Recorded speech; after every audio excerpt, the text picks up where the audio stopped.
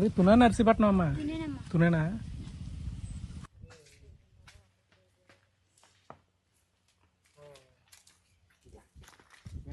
అటు ఇటు కారు వేసుకుని ఇవ్వండి. అలా కాదని చెప్పులు పడిపోతే చెప్పులు కొనుక్కొని చెప్పులు కూడా లేవు. ఆ కవరాలకి నా బండి కవరాలు కాదు, వెనకాల ఎవరు కూర్చోరా? కూర్చుంటారు.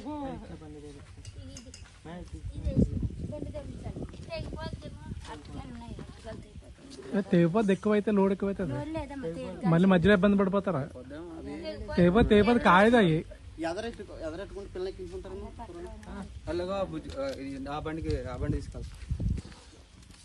ఇంకో బండి మీద వెళ్ళండి, లేకపోతే 2 బండ్లు వస్తున్నాయా?